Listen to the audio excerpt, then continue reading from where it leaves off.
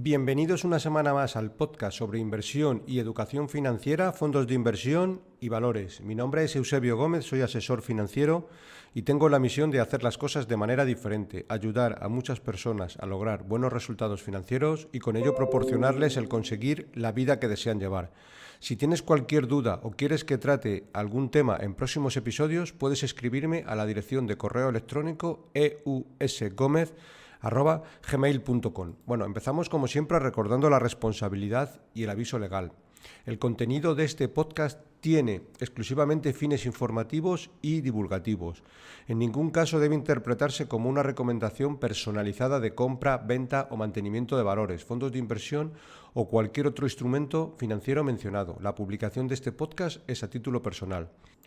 Las opiniones expresadas reflejan únicamente el punto de vista del autor en el momento de su emisión y pueden cambiar sin previo aviso. Cada inversor debe analizar su situación financiera personal, su horizonte temporal y su perfil de riesgo antes de tomar cualquier decisión de inversión. El autor no se responsabiliza de las decisiones de inversión tomadas por los oyentes, siendo cada inversor el único responsable de sus propias acciones y resultados. Bien, pues sin más dilación empezamos. Como siempre, primero recordaros y agradeceros que le deis un like en la aplicación donde lo estéis escuchando, ya sea 5 estrellas en Spotify, en iBooks, en YouTube, en la plataforma donde lo escuchéis. Esto siempre nos ayuda muchísimo porque nos da mucha más visibilidad y nos puede hacer llegar a muchos más nuevos oyentes. Bueno, en el capítulo de esta semana quería compartir con vosotros la reciente carta anual que ha publicado Terry Smith, el famoso inversor inglés del fondo Fan Smith, con unos resultados a largo plazo extraordinarios, y me ha parecido bastante interesante de recalcar porque, bueno, encaja bastante un poco con mi forma de pensar y con la filosofía un poco que también tengo yo, con lo cual voy a leeros un poco lo más interesante que dice la carta en cuestión. Bueno, y antes de nada también recordaros, por si alguno quiere alguna lectura interesante, el libro de que precisamente es de Terry Smith, donde habla de invertir para crecer. Bueno, es un libro donde recapitula las cartas a los accionistas de los últimos 15 años y varios artículos publicados también en el Financial Times también desde hace 15 años. Bueno, un poco el libro viene a ser lo siguiente. Dice que es un poco, expresa su filosofía en alguna manera. Compra empresas de calidad, no pagues de más, no vendas, que al final es un poco la filosofía central del fondo Fan Smith. El libro, bueno, voy a leer también la contraportada para que os hagáis una idea y por si a alguno le resulta interesante y lo quiere leer. Muchos inversores pretenden convencernos de que invertir parece más complicado de lo que realmente es. El veterano empresario Terry Smith, que revolucionó el mundo de la gestión de fondos con Fan Smith, desmitifica en estas páginas el mundo de la inversión y demuestra que la estrategia exitosa no reside en fórmulas enrevesadas, sino en principios claros y eficaces. La filosofía de Smith es sencilla: comprar las mejores empresas del mundo a un precio justo y mantenerlas a largo plazo. Compañías que generan enormes cantidades de efectivo y que sepan cómo utilizarlo, dando como resultado un poderoso efecto de capitalización de rendimientos. No en vano se trata de negocios que perduran en el tiempo. La mayoría ha sobrevivido a la Gran Depresión y a 2 guerras mundiales. En este libro el autor no solo desentraña cómo son realmente estas empresas de alta calidad y dónde encontrarlas, sino también cómo identificar a los impostores. Para ello Smith combina su característico ingenio afilado con el rigor analítico que lo dio renombre mundial. El resultado es un recorrido enormemente entretenido y revelador por algunos de los temas más importantes del mundo de la inversión, además de un verdadero tesoro con consejos prácticos sobre cómo invertir con sentido común, crear valor sostenible a largo plazo y hacer que tu dinero trabaje para ti. Bueno, es un poco la filosofía central del libro, que a mi juicio me parece bastante interesante. Aparte que es fácil de leer, incluso para un, vamos a llamar, inversor neófito o con pocos conocimientos. Bueno, prácticamente casi todo lo que dice es entendible y no tiene una jerga demasiado complicado. Con lo cual por ahí también, bueno, pues es interesante. Bueno, pues sin más dilación, vamos un poco con la carta, que lo que voy a hacer es, bueno, pues leer un poco lo más interesante que se dice en ella. Dice lo siguiente: Bueno, habla un poco en la primera página, habla un poco de la tabla de rendimiento de las acciones, que bueno, también a tener en cuenta por todos. Dice, la tabla muestra el rendimiento de las acciones de acumulación de la clase T, la clase de acciones más comúnmente poseída y en la que yo estoy invertido, que aumentaron un 0,8 en 2025. Esto se compara con un aumento del 12,8 para el índice MSCI World en libras esterlinas. Bueno, aquí habla, como él hace la carta en libras esterlinas, pues él habla en libras esterlinas. Probablemente el fondo en euros a lo mejor haya tenido un comportamiento no exacto del 0,8, pero anduvo por ahí. Vamos a verlo exactamente qué rentabilidad tuvo. Pues mirar, hubo alguna diferencia con el fondo en libras, pero básicamente por el efecto de la divisa. El fondo en euros tuvo un comportamiento del menos 4,47. Bueno, esto es debido principalmente a la relación euro-dólar, porque los fondos, las acciones que hay dentro y demás son todas clónicas. Bien, seguimos. Dice, por lo tanto, el fondo tuvo un rendimiento inferior al de este comparador en 2025. Una perspectiva a más largo plazo puede ser útil y sin duda es más coherente con nuestros objetivos y estrategia de inversión. Desde su creación, el fondo ha obtenido una rentabilidad anual del 1,7 más que el índice y lo ha hecho con una volatilidad de precios significativamente menor, como lo demuestra el ratio de Sortino de 0,75 frente al 0,48 del índice. Esto significa que el fondo ha obtenido una rentabilidad de aproximadamente el 56% más que el índice para cada una unidad de volatilidad de precios, de lo cual hablaremos un poco más adelante. Sigue comentando, superar al mercado o incluso obtener un rendimiento positivo no es algo que se pueda esperar de nuestro fondo en todos los años o periodos de informe, y superar al mercado fue un desafío una vez más en 2025. Antes de pasar a las razones del desempeño, debo explicar que, contrariamente a lo que sugieren algunos comentaristas, no pretendo culpar a nadie ni a nada por el desempeño relativo de nuestro fondo. Bueno, un poquito más adelante ya se mete en harina y habla un poco de la concentración del índice. Dice lo siguiente: el dominio de los retornos por parte de un pequeño grupo de grandes tecnológicas... Vale, que me estaba yendo. El mercado de valores se volvió tan pronunciado para 2023 que dio lugar a una de esas descripciones ingeniosas que los analistas del mercado prefieren para los llamados 7 magníficos, que son Alphabet, Amazon, Apple, Meta, Facebook, Microsoft, Nvidia y Tesla. Esto continuó en 2024 después de que Jen Swan, el CEO de Nvidia, hiciera varias apariciones públicas en las que elogió la inminente transformación de la informática mediante la inteligencia artificial, impulsada, por supuesto, por los chips de Nvidia. El resultado fue similar al pistoletazo de salida en una carrera en la que la inversión de capital en chips, semiconductores y centros de datos por parte de las grandes empresas tecnológicas, los llamados hiperescaladores, se vieron envueltos en una carrera armamentística que solo tuvo un rendimiento comparable al de sus acciones. El resultado de esto se puede ver en los siguientes gráficos. Bueno, y viene a decir concentración del rendimiento de las 10 principales acciones del S&P 500. En 2020 fue del 56%, en 2022 fue del 63% y en 2024 también fue del 63%. Y dice, continuó en 2025 y como consecuencia las 10 acciones principales representaron el 39% del valor del índice del S&P 500 a finales de 2025 y proporcionaron el 50% del rendimiento total que el S&P 500 entregó. Esto es, y se pregunta un poco, y esto es la materia central de la carta, ¿es esto diferente al pasado?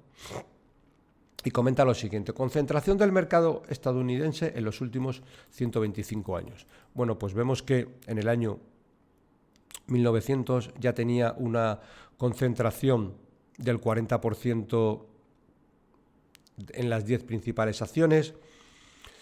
A finales de 1929 también tenía una concentración por encima del 30%. Luego ya sabemos lo que pasó en la crisis de 1929. Y luego pasó un poco parecido a finales de 1950 y no se ha vuelto a dar una concentración tan grande ni siquiera en el año 2000, que rondaba el 20%, pero ahora ha vuelto a subir al 35%.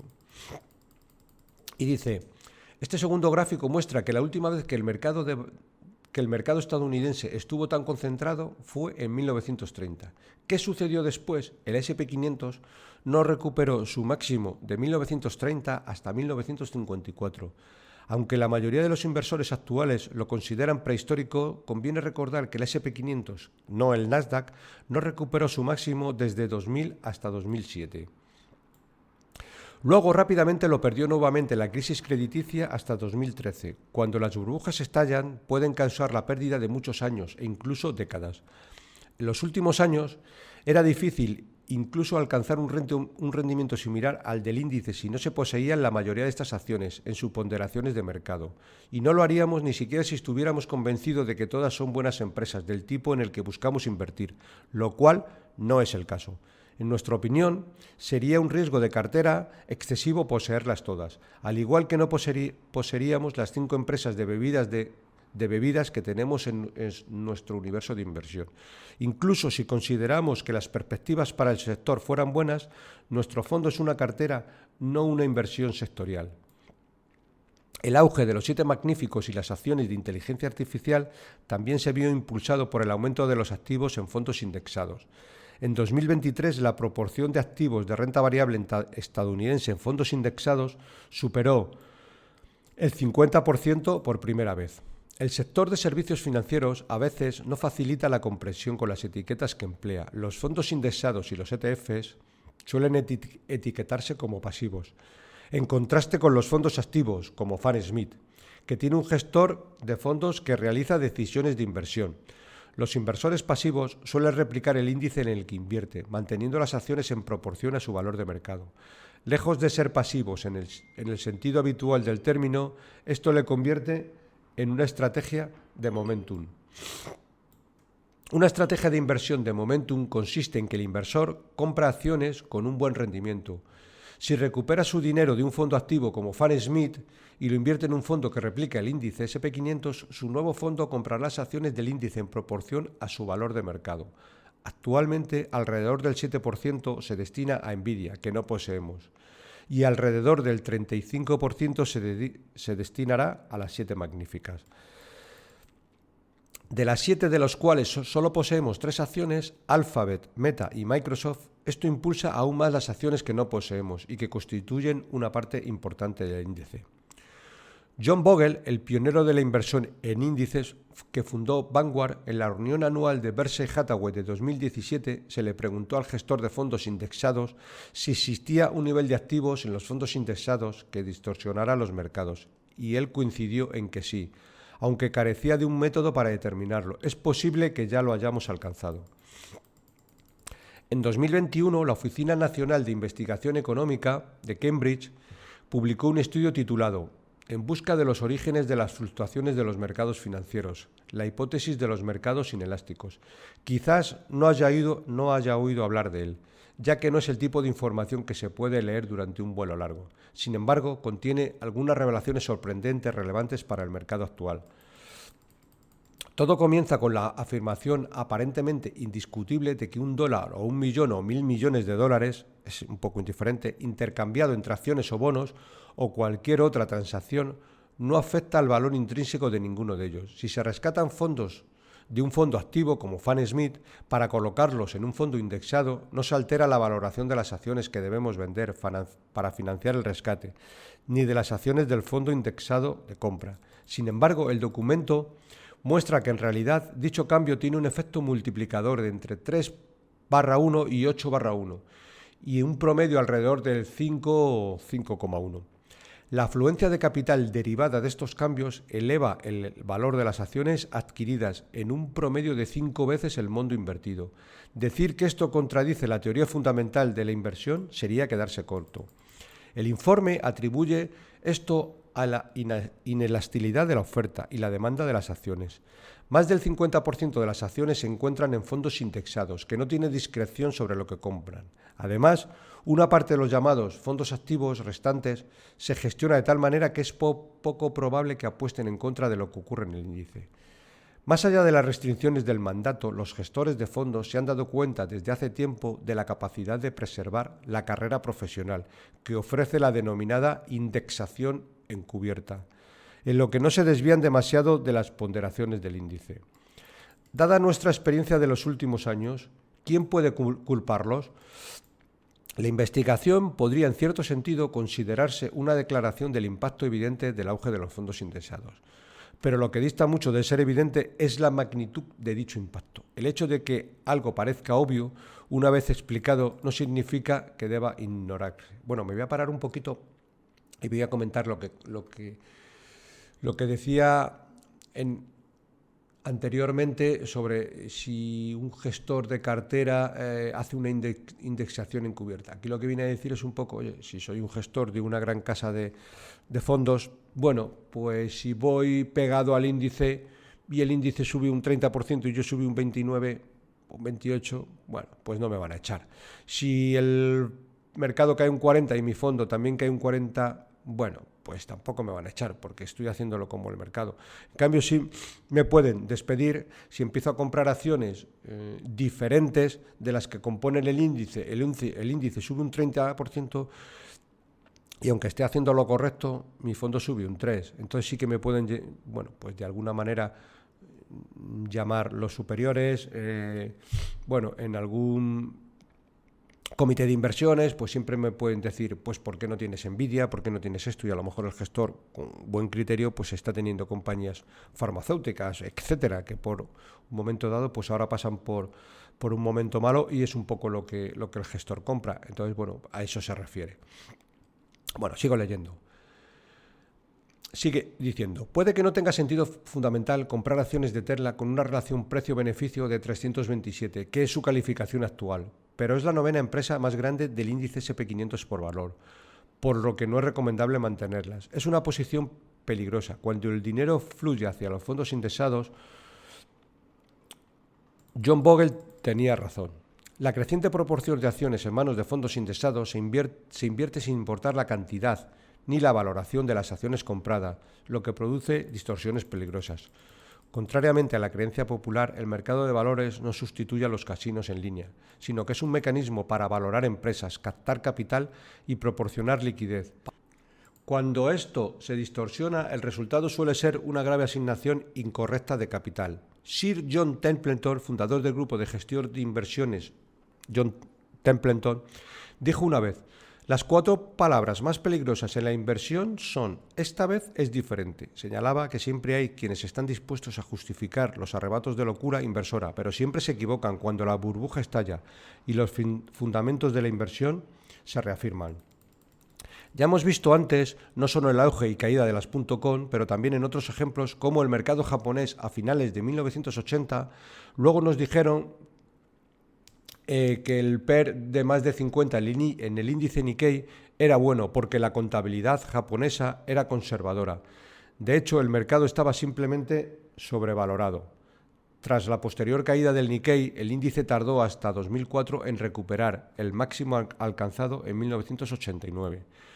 Cuando las empresas o inversores se ven alentados por el alza de los precios y las valoraciones de las acciones a creer que el capital es casi gratuito, se toman decisiones de inversión desastrosas. Parece ocultar como si el coste del capital que invierten las empresas fuera en cierta medida el recíproco de su ratio PER. Por tanto, un PER de 50 equivale a un coste de capital del 2. Esto es un completo disparate. El coste del capital propio no varía inversamente con la valoración y quizás se calcule mejor mediante el coste del denominado capital libre de riesgo, compuesto por el rendimiento de los bonos gubernamentales a largo plazo, más la denominada prima de riesgo del capital. Al intentar estimar el coste del capital propio, es recomendable considerar la rentabilidad a largo plazo del capital propio. La renta variable, ya que es en efecto un coste de oportunidad, ¿qué rentabilidad debería esperar un inversor de la inversión en renta variable a largo plazo? Esto es lo que debería exigir como coste de proporcionar capital mediante la propiedad de acciones. El coste del capital social. La renta variable estadounidense ha promediado una rentabilidad alrededor del 9% anual durante el último siglo. Ciertamente no es del 2%, que es un poco lo que estima él que puede dar la renta variable de Estados Unidos a largo plazo, eso sí. Si las empresas o los inversores empiezan a tomar decisiones que se desvían mucho de esa suposición basándose en el alza de las valoraciones de las acciones, el resultado será desastroso. Y comenta varios ejemplos. Uno de ellos dice, en 2000, Vodafone, el operador de telefonía móvil británico, fue uno de los líderes del auge de las .com. Presentó una oferta por Mannesmann, el operador de telefonía móvil alemán. En aquel momento, Vodafone tenía un PER de 54 y Mannesmann de 56. Esto apunta a otra falacia. Las directivas suelen justificar lo que pagan por los activos durante los auges y las burbujas bursátiles con el hecho de lo que hacen emitiendo acciones sobrevaloradas o muy valoradas. Un momento. ¿Qué implica esto para los inversores? Podemos ver los resultados. Las acciones de Vodafone alcanzaron un mínimo de 570 peniques en 2000. Las acciones de Vodafone alcanzaron un máximo de 570 peniques en 2000, cuando pujó por Mannesmann, y ahora cotizan a 99 peniques. Cuando el valor se destruye por malas decisiones de inversión, siempre hay que ajustar cuentas. Bueno, viene a ser un poco la misma valoración aproximada de Telefónica. Creo que Telefónica por esos años estaba cotizando alrededor de 33, no la sigo habitualmente, pero creo que está alrededor de los 4 y poco. Sigue comentando, quizás los ejecutivos que dirigen algunas de las principales empresas de inteligencia artificial tengan una visión clara del futuro y pueden prever que la inteligencia artificial producirá no solo una transformación en nuestras vidas y nuestra forma de trabajar, sino también flujos de caja incrementales, de modo que la rentabilidad de las enormes cantidades de capital que están invirtiendo sea adecuada o incluso superior a la adecuada. Pero si no es así, podemos esperar que el adagio de Sir John Templeton vuelva a demostrar su validez, aunque quizás después de un periodo más largo y una mayor exuberancia irracional en la que hemos visto en el pasado, impulsada por el impulso de la inversión en índices. Sin embargo, incluso si estamos en lo cierto al diagnosticar esta transición hacia los fondos indexados como una de las excusas de nuestro reciente bajo rendimiento, y está sentando las bases de un gran desastre de inversión, no tengo ni idea ni cómo terminará, salvo decir que va a terminar mal. Con sincero respeto al difunto John Templeton, a quien cité antes, creo que esta vez la situación podría ser diferente. No en el sentido de que el auge de los 7 magníficos sea diferente, sino más bien en la escala que pueda alcanzar y su duración. Durante el auge de las .com, la proporción de activos bajo gestión en fondos indexados era inferior al 10%. El predominio de los fondos indexados ahora convierte el auge de estas grandes acciones en una profecía autocumplida. Espero que todo esto puede ayudar a explicar lo que hemos estado enfrentando en términos de competencia de los fondos indexados y el desempeño de las grandes empresas tecnológicas en particular en los últimos años. Quizás una pregunta más pertinente es ¿qué vamos a hacer al respecto? Bueno, pues pudimos comenzar a comprar acciones de todas las grandes empresas que componen el índice. 2. Convertirnos en inversores dinámicos que compren acciones que tengan un buen rendimiento independientemente de sus méritos fundamentales. Y comenta, no vamos a hacer ninguna de las dos cosas. Si busca un fondo indexado, puede adquirir uno con costes mucho más bajos de los que aplicamos nosotros a cualquier otro gestor de inversiones activo. Tampoco somos inversores de momentum y hay mejores exponentes de esta estrategia de inversión que nosotros. Solo quiero ofrecer una advertencia si está considerando adoptar este enfoque. En mi experiencia, los buenos inversores de momentum compran acciones cuando suben y las venden cuando empiezan a bajar. No se convencen, por ejemplo, de que haber comprado acciones de Nvidia cuando suben, saben qué va a pasar con la inteligencia artificial o con las GPU. Como es habitual, considero la contribución de cada acción al rendimiento de 2025, prefiero empezar por los problemas. Los 5 factores que más perjudicaron el rendimiento del fondo fueron, pues habla de las empresas, Novo Nordisk restó un 3%, procesamiento automático de datos un 0,9%, Coloplast un 0,7%, Fortinés un 0,7%. Y comenta un poco sobre las empresas. Novo Nordisk logró reafirmar mi convicción de que nunca se debe decir esto no puede empeorar. La compañía ha convertido su liderazgo en el mercado, probablemente el desarrollo farmacológico más emocionante en casi 3 décadas, en una posición secundaria y no ha logrado evitar la competencia ilegal de genéricos en su mercado principal, que es Estados Unidos. Uno de nuestros mantras ha sido siempre que debemos invertir en empresas que podían ser dirigidas por un idiota, para que su rendimiento no dependa en gran medida de la gestión. Nos hemos dado cuenta, dolorosamente, de que el rango de empresas que pueden ser dirigidas por un idiota es mucho más limitado de lo que pensábamos, y de ahora en adelante nos esforzaremos para ser más conscientes del impacto que puede tener una mala gestión. Nuestra experiencia, a ver por dónde me he quedado, que he pasado página y aquí me he liado.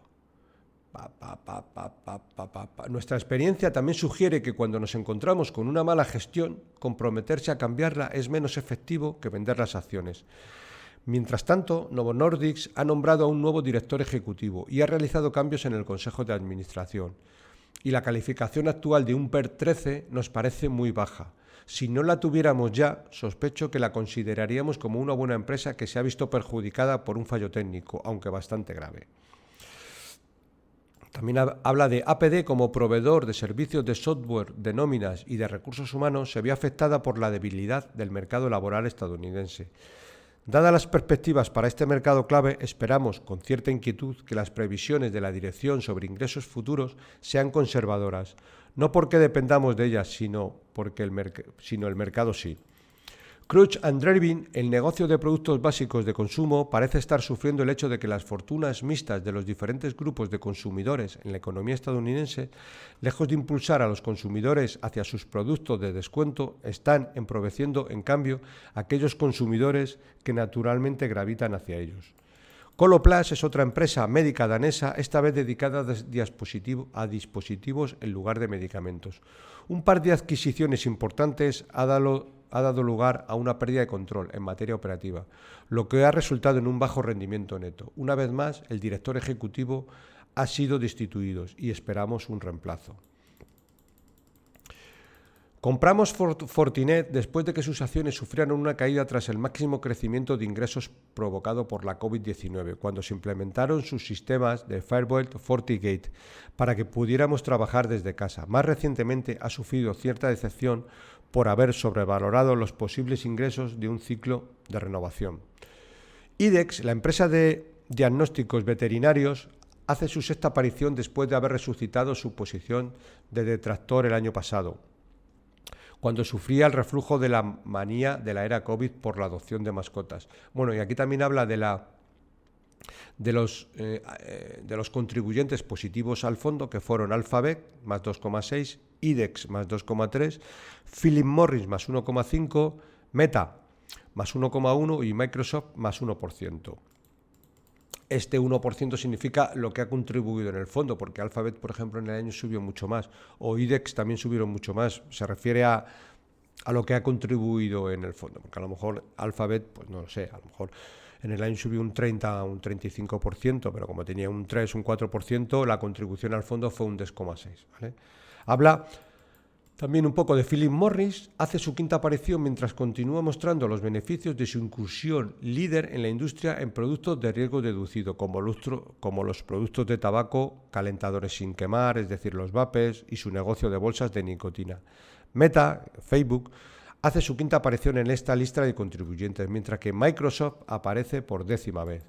Sigue comentando lo siguiente: seguimos aplicando una sencilla estrategia de inversión de 3 pasos, que es un poco la filosofía central del fondo FANSmith.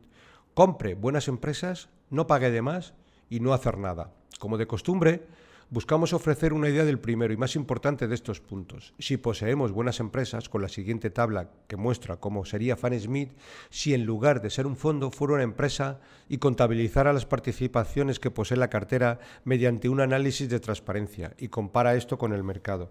Y aquí lo que viene a decir es un poco qué roce, es decir, qué rentabilidad sobre el capital invertido tienen en el momento actual las empresas de FANSmith, y tienen un 31%, que lo compara un poco con el índice SP500, que tiene un 17%. ¿Qué margen operativo tienen las empresas del fondo? Un 28%, que lo compara con el 18% que tiene el SP500. Y luego habla qué conversión hacen en cash, y es del 94%, que es una conversión en cash bastante grande. Bueno, sigue comentando, voy por aquí, vale. En 2025, el rendimiento del capital, los márgenes brutos y los márgenes de beneficios operativos fueron altos y bastante estables. Una rentabilidad, hemos de decir que, por ejemplo, en los últimos años, desde el 2018 que viene la tabla, pues tiene un rendimiento del capital del 29, 2020, 25, 28 y ahora estamos en el rango, digamos, un poco alto, tanto en márgenes como por supuesto, en conversión de cash. ¿De acuerdo? Dice, una rentabilidad del capital consistentemente alta es una señal en la que buscamos al buscar empresas en las que invertir. Otra es una fuente de crecimiento. Una rentabilidad alta no sirve de mucho si la empresa no puede crecer e invertir más capital a estas altas tasas. Entonces, ¿cómo le fue a nuestras empresas en este aspecto el 2025? El flujo de caja libre promedio ponderado, el efectivo que generan las empresas después de pagar todo excepto el dividendo, y nuestra medida, que es nuestra medida preferida, creció un 16%. Desde una perspectiva fundamental en la que nos centramos, confiamos en que las empresas de nuestra cartera sigan obteniendo buenos resultados a lo largo de los ciclos económicos y de mercado. La calidad de las empresas de nuestra cartera es la más alta de su historia y en conjunto siguen generando un flujo de caja libre superior al promedio histórico de la cartera. El rendimiento empresarial subyacente sigue siendo nuestro principal objetivo. Si lo logramos, nuestro fondo mantendrá o mejorará el valor intrínseco de sus inversiones, ya que tarde o temprano los precios de las acciones reflejan los fundamentales y no al revés. Es alentador que en el año promedio de fundación de las empresas de nuestra cartera al cierre del año ha sido de 1919. En conjunto tienen más de un siglo de antigüedad. La única métrica que continúa por debajo de su desempeño histórico es la conservación de efectivo, el grado en el cual las ganancias se entregan en efectivo. Aunque este porcentaje aumentó ligeramente hasta el 98% en 2025, todavía está por debajo de su nivel histórico, que es de alrededor del 100%. Bueno, es que es bastante alto. Esto se debió a un fuerte aumento en el gasto de capital en un pequeño grupo de empresas, sobre todo Alphabet, Microsoft y Meta. Las empresas tecnológicas están en una carrera por desarrollar capacidad de inteligencia artificial en forma de chip de GPU y centro de datos. Si esta carrera armamentística produce beneficios y retorno suficiente para las cantidades invertidas, sigue siendo una incógnita. Como podemos ver, nuestras empresas tecnológicas están aumentando el gasto de capital junto con Amazon, en cantidades estratosféricas. Y esta tabla no incluye algunas empresas que tienen importantes compromisos de gasto de capital, como Oracle, que ha anunciado que gastará unos 50.000 millones de dólares en 2025 y 2026, o Coreway, que predice alrededor de 25.000 millones de dólares de gasto de capital en 2026. Cuando los analistas debaten sobre el futuro de la inteligencia artificial y si existe una burbuja en las inversiones de inteligencia artificial, a menudo parecen pasar por alto el punto clave. La inteligencia artificial puede tener un profundo impacto en nuestras vidas y empleos, pero eso no garantiza que la inversión en ella genere una rentabilidad adecuada ni que ésta se centre en las empresas actuales. Una empresa que nos intriga en este sentido es Apple. Dependiendo, desde su punto de vista, se han quedado atrás en la lucha por construir modelos de lenguajes grandes, lo que viene a ser LLM a gran escala. Decir un poco que el LLM, lo vamos a decir aquí un poco, hay dos diferencias un poco. Los ingenieros de inteligencia artificial se centran en crear y entrenar modelos de aprendizaje automático en diversos dominios: visión artificial, series temporales, sistemas de recomendación, un poco todo. Mientras que los ingenieros de LLM se centran en trabajar con grandes modelos de lenguaje ya existentes, optimizándolos para casos específicos e integrándolo en productos, lo que viene a ser un poco los productos de Apple. Eso es un poco la diferencia. Digamos que es simple. Los ingenieros de inteligencia artificial suelen empezar desde cero, mientras que los ingenieros de LLM suelen aprovechar modelos ya preentrenados y mucho más potentes. Bien, iba por aquí. Quizás se esté haciendo la necesidad virtud, pero tal vez Tim Cook, el director ejecutivo, esté trabajando en un viejo adagio. No es necesario tener una vaca para vender leche. Apple tiene sus dispositivos y a cerca de 1.000 millones de consumidores, en su mayoría de gama alta, atados a ellos y cada vez más a sus servicios. Parece improbable que habrá escasez de LLM, que los hiperescaladores querrán ofrecer a Apple para los usuarios de Apple. Si esto es realmente el modelo de negocio, y bueno, se lo pregunto un poco. La confianza de Apple en esto podría no ser un buen augurio para la rentabilidad de los desarrolladores de LLM y los hiperescaladores.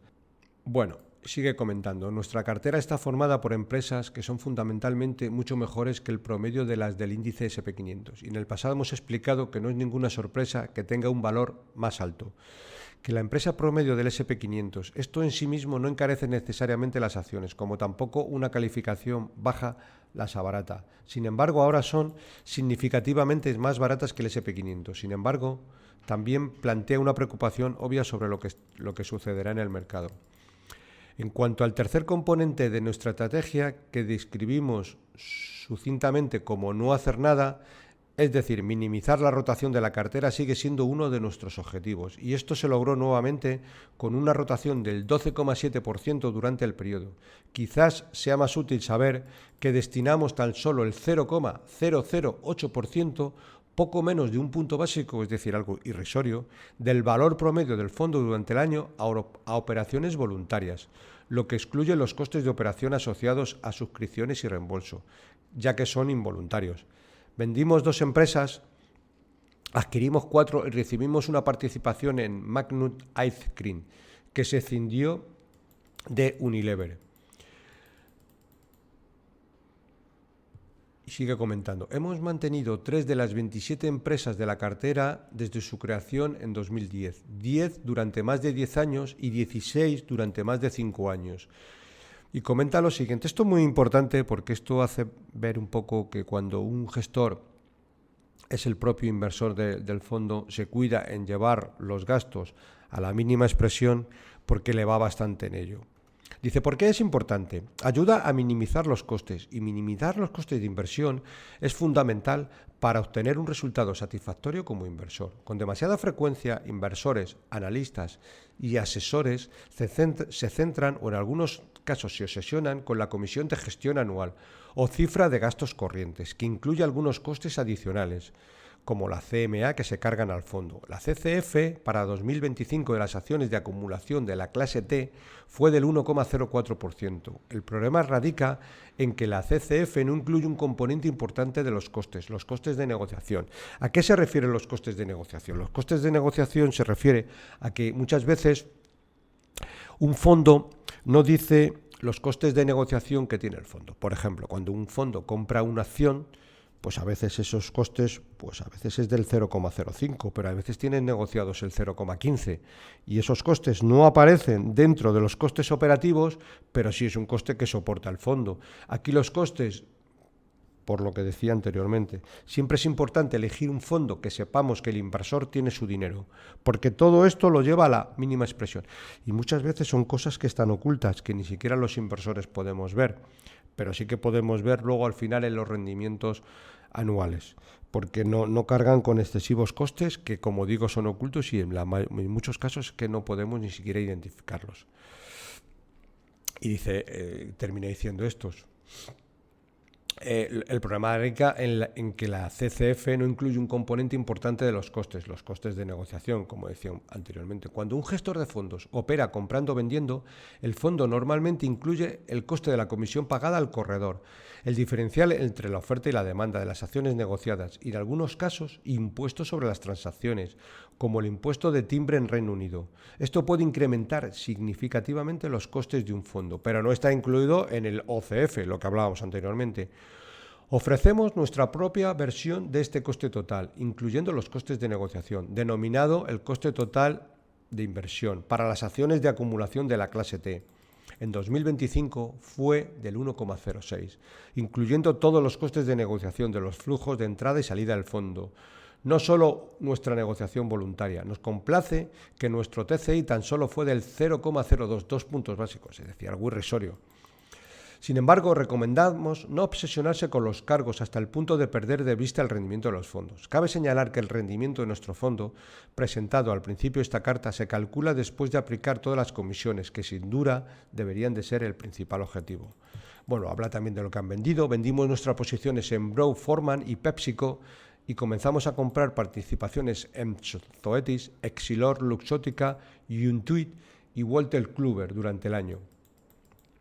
Dice, el negocio de snack de Brown-Forman y PepsiCo nos parece estar en el punto de mira del impacto de la reducción del apetito causada por los medicamentos para bajar de peso. Independientemente de si nuestra inversión en Novo Nordisk finalmente prospera, creemos que los medicamentos para bajar de peso y su impacto son para siempre. Además, el negocio de bebidas alcohólicas se enfrenta a dificultades debido al impacto de los hábitos de consumo de alcohol de la generación Z, falta de ellos, y la legislación del cannabis. Zoetis es la compañía farmacéutica veterinaria líder. Además de aprovechar el crecimiento a largo plazo del gasto en atención médica para mascotas, tiene la ventaja de que no existen medicamentos de gran éxito en ventas multimillonarias para atención veterinaria, por lo que atraen menos competencia de genéricos. El precio de las acciones de Zoetis tuvo un periodo pobre causado por las preocupaciones sobre los efectos secundarios asociados con Librela, su medicamento para el dolor crónico, artrosis. Nuestra veterinaria habla también un poco sobre esto, su medicamento para el dolor crónico de las artrosis, y dice entre comillas, mi galgo tiene esta enfermedad. Nuestra veterinaria me dice que todavía lo receta porque los beneficios superan los posibles efectos secundarios. Las empresas de atención para mascotas es un buen nicho de mercado donde muchos inversores deben prestar atención porque es un nicho que muy interesante. Cada vez la población mundial tiene más mascotas y al final requieren cuidados relevantes. Habla de otra empresa, Exilor Luxottica, surgió de la fusión de empresas francesas e italianas que dominan el mercado de gafas, tanto en monturas como en lentes. Este negocio cuenta con el impulso de quienes aún no tienen acceso a corrección visual.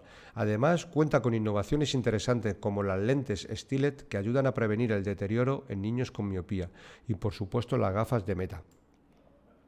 Anteriormente vendimos una posición que teníamos en Intuit, la empresa de software de contabilidad e impuestos, tras la adquisición de MailChimp en 2021, porque consideramos que MailChimp quedaba fuera de su círculo de competencia y que pagaron aproximadamente tres veces el precio justo, algo que intentaron justificar señalando que la mitad de la contraprestación pagada se realizó en acciones de Intuit.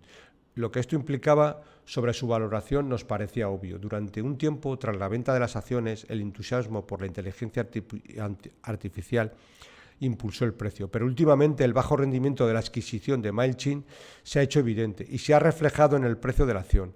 Hemos comenzado a recomponer una participación con la esperanza de que la dirección haya aprendido de esta debacle. Wolters Kluwer es el líder en publicaciones técnicas utilizadas por profesionales por los sectores de la salud, impuestos, contabilidad, riesgos, cumplimiento normativo y derecho. Parece haberse convertido en una víctima de la disrupción. Pero esto parece tan cierto como la opinión ahora desacreditada de que Adobe e Intuit se beneficiaron de ella. Esta opinión ha impulsado el PER a 19. Sigue creciendo a un ritmo de aproximadamente el 5% anual con un ROI del 18% y un ROE aproximado del 50%.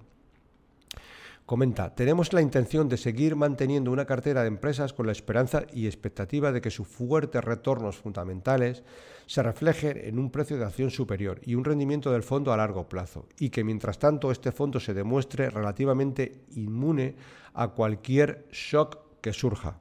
Y con esto termina la carta. Espero que os haya resultado interesante. La carta al final lo que viene a decir es un poco, tener cuidado porque los fondos indexados están en máximos. No sabemos cuándo esto se puede dar la vuelta, si es que se la da, pero de alguna manera hay que estar preparado porque podrían venir caídas relevantes de los mercados al tener una concentración tan elevada. Pues sin más dilación me despido de todos vosotros. Si te ha gustado el episodio, te agradecería muchísimo que le des un me gusta en la plataforma donde lo estés escuchando. Esto ayuda a que este contenido divulgativo llegue a muchas más personas interesadas en aprender a invertir. Si tienes cualquier duda o quieres que trate algún tema en próximos episodios, puedes escribirme a la dirección eusgomez@gmail.com.